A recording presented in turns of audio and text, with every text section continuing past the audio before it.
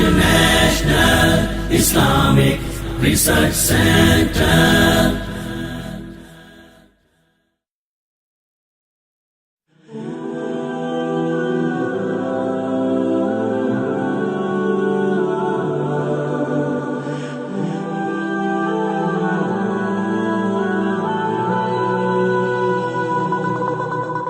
میرا نام سمیر سورج گوپال ہے اور میں 15ویں سوال یہ ہے کہ اسلام ایک دھرم ہے اور قرآن ایک ہے اور اللہ بھی ایک ہے، تو مسلم سماج میں دو گٹ کیوں ہے، دو گروپ کیوں ہے؟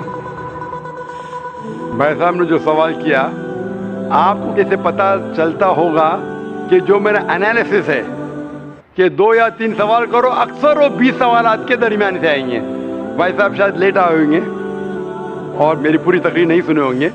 یہ تھا 18واں عام سوال جو غیر مسلمان یا اسلام کے متعلق پوچھتے ہیں کہ اگر قرآن ایک، پیغمبر ایک، تو آپ میں فرقے کیوں؟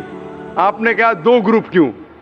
اس کا جواب میں دے چکا ہوں، کیونکہ قرآن مجید میں لکھا ہے سورہ عمران میں سورہ نمبر 3 آیت نمبر 103 میں وَاعْتَصِمُوا بِحَبْلِ اللَّهِ جَمِيعًا وَلَا تَفَرَّقُوا، آپ اللہ کی رسی کو مضبوطی سے پکڑو اور آپس میں فرقے مت بناؤ. یہ اللہ کی رسی ہے قرآن اور صحیح حدیث محمد صلی اللہ علیہ وسلم کا.